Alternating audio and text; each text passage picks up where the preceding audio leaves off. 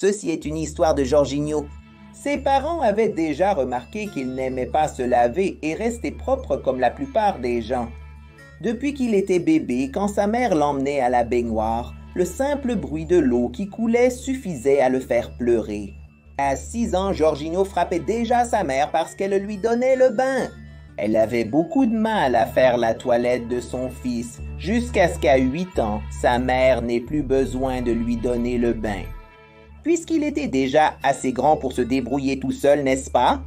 Mais c'est là que le gamin est devenu encore plus crade, mon pote. Il entrait dans la salle de bain avec ses vêtements propres, allumait la douche pour faire du bruit et restait là-dedans un moment. Il changeait juste de vêtements, mettait un peu de parfum et pensait qu'il était déjà propre. Au final, son habitude de ne pas prendre de douche finissait par contaminer sa chambre, mec. Il en arrivait même à attirer les mouches. Et quand sa mère allait laver les draps, elle voyait cette croûte de saleté, mec.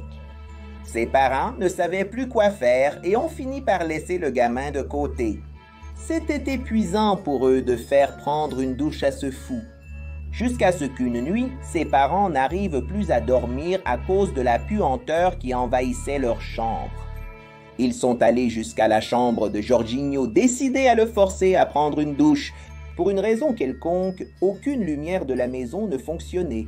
Ils ont éclairé avec leur portable le couloir menant à sa chambre. Ils ont vu une trace d'eau sortir de la salle de bain et aller vers la chambre. Ils ont pensé qu'il avait enfin pris sa douche. Quand ils sont arrivés là-bas, ils sont tombés sur quelque chose d'inattendu. Tout avait été détruit. Tout était sens dessus-dessous. Le fils était absent. En observant attentivement, le père a réalisé que ce qu'il croyait être de l'eau sur le sol. C'était en fait une sorte de gelée transparente. Effrayés, ils ont regardé à l'intérieur de la salle de bain.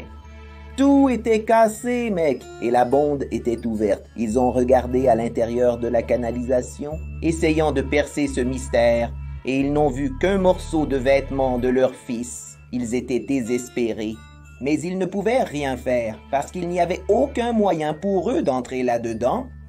Les autorités ont enquêté sur l'affaire, mais rien n'a été trouvé.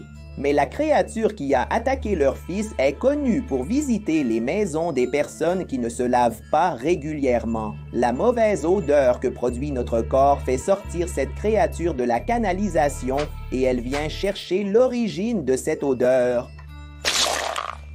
Cette créature vit dans les conduits souterrains et les égouts. À la recherche de nourriture, elle consomme des rats, des animaux en décomposition. Il est donc toujours bon de maintenir son hygiène pour éviter d'être visité par cette créature sinistre.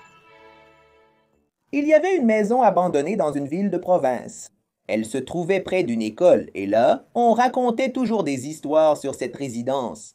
Qu'elle était abandonnée et hantée par des esprits maléfiques. Un garçon de cette école a dit qu'en passant devant cette maison une nuit, il a pu entendre quelqu'un prendre une douche, mais tout était sombre à l'intérieur. Alors, 4 amis ont décidé d'envahir cette maison hantée et de filmer des vidéos dans l'espoir de capturer quelque chose de surnaturel pour devenir viraux sur YouTube et prouver que les fantômes existent. Alors, la nuit suivante, vers minuit 33, les amis se sont rendus sur place. Ils ont sauté un mur et sont arrivés à l'entrée de la maison. Dans la cour, il y avait des morceaux d'os éparpillés. En ouvrant la porte, elle s'effondre. La charnière devait déjà être rouillée. Et à l'intérieur, il y avait beaucoup de poussière et de toiles d'araignée. La maison devait être vide depuis environ 60 ans. Ils ont essayé d'allumer les lumières, mais il n'y avait pas d'électricité sur place. Ils ont fouillé la maison et n'ont rien trouvé de surnaturel. S'il y avait des fantômes qui vivaient là, ils devaient être sortis se promener. Ils ont entendu des bruits de gouttes venant de la salle de bain, comme si ça goûtait. Il y avait une baignoire rouge, un peu mouillée, et la douche au-dessus d'elle gouttait. Un des garçons est entré dans cette baignoire pour fermer le robinet. Sauf qu'au lieu de le fermer, il l'a ouvert et l'eau est tombée sur lui. Tout le monde a commencé à rire du garçon. Il a senti l'eau chauffer. Waouh, cette vieille maison en ruine a une douche chaude. Je vais en profiter pour prendre une douche ici. Ça devrait faire quelques vues de me laver ici dans cette maison hantée, non? Il s'est allongé dans la baignoire et y est resté. Sauf que l'eau ne cessait de devenir de plus en plus chaude.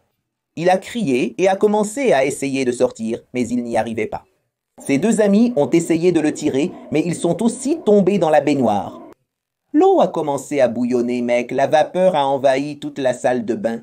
Et la fille qui filmait s'est mise à courir. On ne voyait déjà presque plus rien à l'intérieur. Elle n'a entendu que les cris des trois dans la baignoire, et elle a fini par s'enfuir, désespérée. Elle a essayé de voir ce qu'elle avait enregistré sur son téléphone, mais ça ne marchait pas. Le lendemain matin, elle est allée sur place pour voir ce qui s'était passé là-bas. La douche continuait de goutter, mais la baignoire n'avait plus du tout d'eau. Aucun signe de ses amis. Ils avaient disparu. Alors, elle a posé son téléphone sur le lavabo pour enregistrer ce qu'elle allait faire. Elle avait très peur, elle a ouvert le robinet sans entrer dans la baignoire et elle a attendu de voir ce qui allait se passer. La baignoire s'est remplie et a commencé à bouillonner.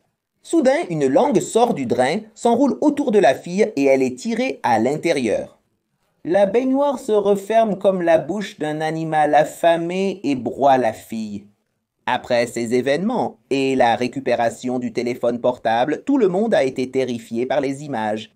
Et ils ont commencé à dire que la baignoire rouge appartenait au diable lui-même et qu'elle ne serait qu'une porte vers le monde souterrain, envoyant la personne directement dans les bras de cette peau. Quelle que soit l'entité qui se trouve dans cette maison, il vaut mieux que nous gardions nos distances pour notre propre bien. Un soir, un couple se prépare à dormir après une journée bien remplie de travail. Tous deux ne pensent qu'à allonger leur corps fatigué sur leur lit doux et parfumé et à dormir paisiblement. Leur fils d'1 an dort dans sa chambre et il garde toujours le babyphone près de l'enfant. En cas de réveil, l'un des deux ira. Alors, quand ils s'endorment, un son est émis. Il semble que le bébé soit réveillé. La mère se réveille avec ce son et va jusqu'à la chambre. Cependant, le bébé dort profondément. Elle a probablement cru entendre quelque chose. Alors, elle a bu un verre d'eau et est retournée se coucher. Dès qu'elle s'est allongée, un autre bruit est sorti du babyphone. Maintenant, elle est réveillée et peut constater qu'il s'agissait bien d'une voix. Elle a couru dans la chambre du bébé et tout était comme avant, le bébé dormait. Que se passait-il? Était-ce une interférence de son appareil? La femme retourne essayer de dormir. Quand elle ferme les yeux, elle entend ceci. « Bébé, petit bébé, tu es tellement mignon. J'adore parler avec toi. Un jour, j'ai eu un beau bébé comme ça. Mais il a grandi et il est parti. Tu veux venir avec moi et être mon fils, bébé? » La femme réveille son mari et ils vont dans la chambre de l'enfant. Le bébé tient l'appareil et fait du gaga avec le truc. Ils sont perplexes et terrifiés par la situation. Qui était la personne avec cette voix et d'où cela venait-il? Le mari a dit que ça devait être quelqu'un des environs pour que le signal arrive jusque-là. « Votre bébé veut venir avec moi. Ils vont l'emmener une nuit où vous vous y attendrez le moins. » La femme a pris l'appareil des mains du bébé et a demandé qui c'était. Ils ont éteint l'appareil et enlevé la pile. Le lendemain, ils l'ont emmené à la police et ont fait un rapport. Mais ils n'ont pas pu faire grand-chose pour eux, car il n'y avait pas de numéro comme sur un téléphone. Il était impossible de retracer l'origine du signal. Alors, ils sont rentrés chez eux. Ils ont décidé qu'il valait mieux mettre le berceau de l'enfant dans leur chambre pendant un certain temps. Comme ça, quoi qu'il arrive, ils seraient tout prêts, n'est-ce pas? Alors ils ont dormi toute la nuit car ils étaient très épuisés. Le lendemain matin, quand ils se réveillent, ils vont tout de suite regarder le bébé et il n'est pas là. Il a probablement été volé par la même personne qui parlait dans le babyphone. Ils ont appelé la police pour essayer d'enquêter sur la disparition de l'enfant en vérifiant les caméras de sécurité. Les autorités ont été intriguées à un moment donné vers 3 heures du matin. Les images deviennent brouillées pendant environ 3 secondes et tout de suite après, le bébé avait déjà disparu du berceau. Jusqu'à aujourd'hui, on ne connaît pas la localisation du bébé ni l'identité de la personne qui a fait cela.